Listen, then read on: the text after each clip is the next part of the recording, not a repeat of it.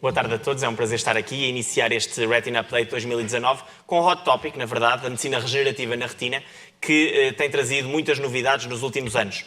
Esta vai ser a nossa agenda. Vou primeiro dizer-vos o que é a medicina regenerativa, depois vamos focar-nos mais especificamente nas células estaminais e na sua aplicabilidade na retina, falar um pouco de como é que conseguimos que essas mesmas células cheguem ao seu destino-alvo, depois a medicina translacional, aquilo que se tem feito em termos de ciência básica e a sua aplicabilidade clínica, as direções futuras e, por último, as take-home messages.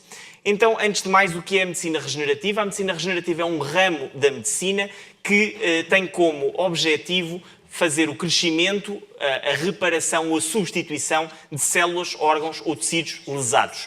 E isto envolve vários tipos de tecnologia. Por um lado, as células estaminais, por outro lado, a engenharia de tecidos ou mesmo a produção de órgãos artificiais. E todos ouviram, seguramente, na comunicação social, no ano passado, a produção de córneas artificiais e impressas em impressoras 3D. A retina ainda não se faz em impressoras 3D, mas para lá caminhamos. Então, em termos de células estaminais para doenças da retina, importa lembrar que as células estaminais têm a capacidade de se autorrenovar indefinidamente, portanto, de produzir células e mais células, e podem também diferenciar-se em vários tipos de células. E esta é uma característica muito importante e muito interessante das células estaminais.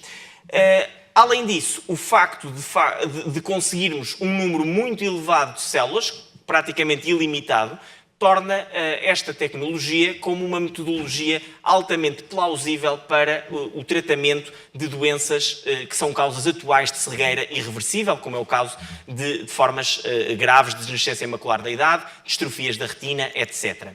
Além disso, a retina tem características muito particulares que a tornam num órgão, num sistema, num tecido, na verdade, muito útil para este tipo de tecnologia. Primeiro, porque nós conseguimos avaliar, monitorizar as alterações in vivo de uma forma não invasiva, através de metodologia de imagem e mesmo por visualização direta.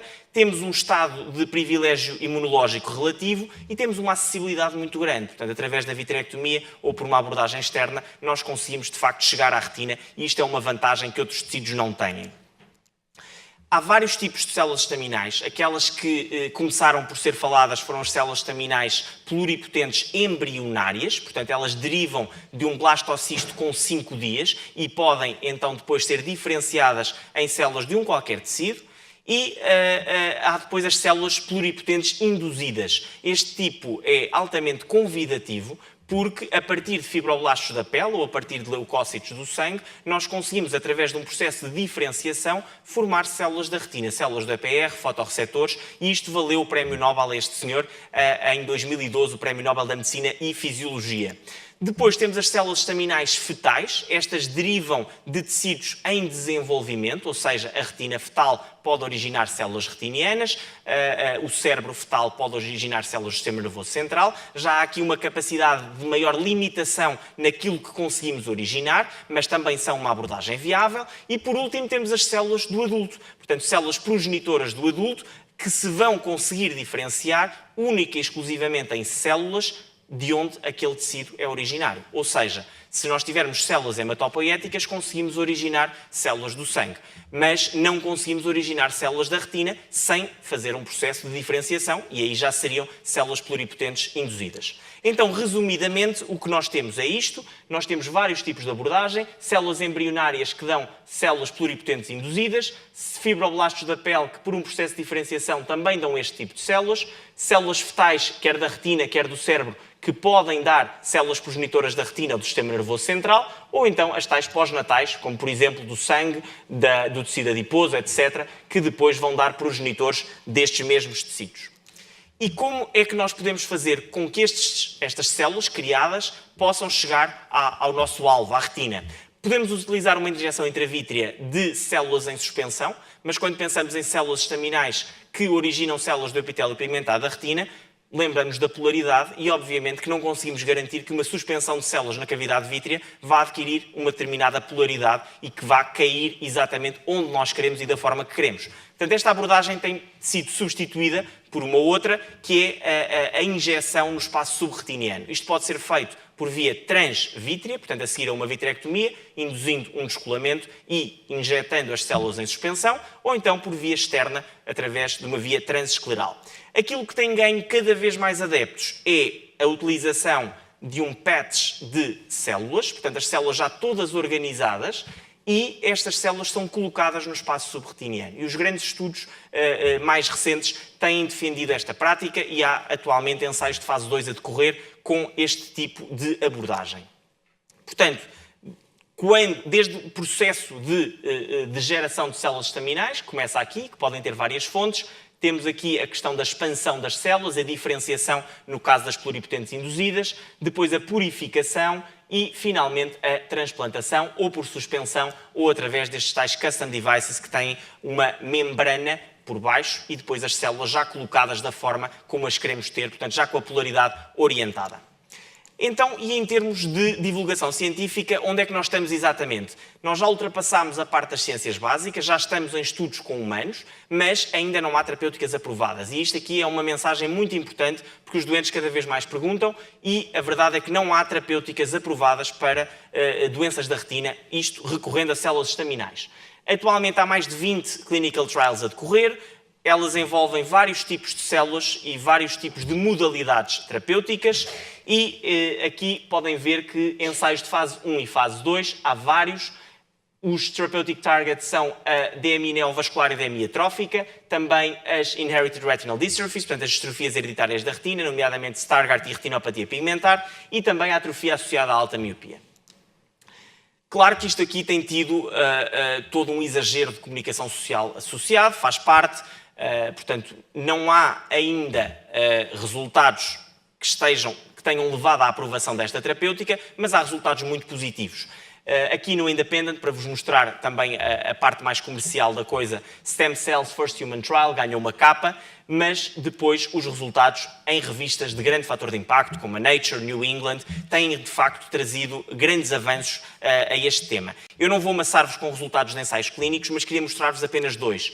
Um deles é este, é do London Project to Fight Blindness, portanto, que está a decorrer em Londres, no grupo do Moorfields, e que, pela primeira vez, demonstrou a eficácia, portanto, além da segurança, apesar de ser um ensaio de fase 1, a segurança é o mais importante, mas demonstrou, de facto, a eficácia. Houve melhorias funcionais em doentes com DMIs exudativas, com cicatrizes gistiformes, após o transplante de células estaminais num patch de células de EPR. Portanto, isto aqui é um marco histórico e o artigo foi lançado o ano passado na Nature Biotech.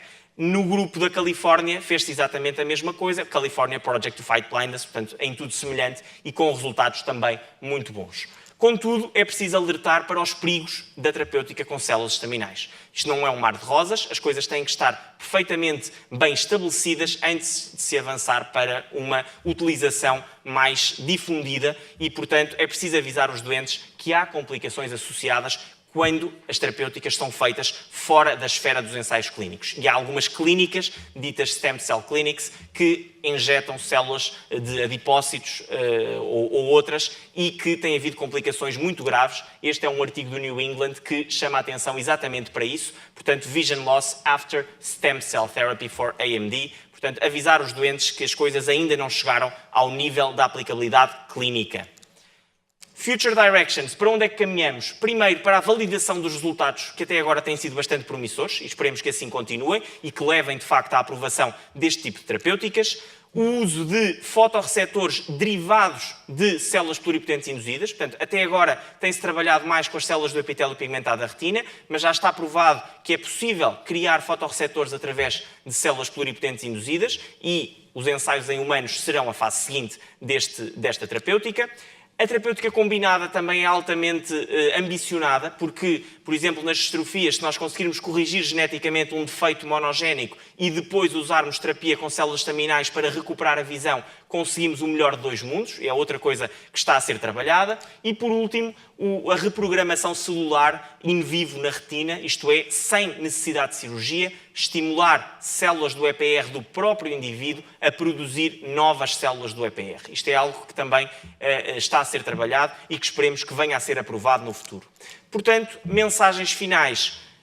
A área da investigação na área da visão com células estaminais está, de facto, muito desenvolvida. Há vários ensaios clínicos a decorrer. Os resultados iniciais são bastante promissores. Contudo, e acho que esta mensagem é mesmo muito importante, não há terapias aprovadas com células estaminais para doenças da retina até agora, e este é um alerta para os vossos doentes.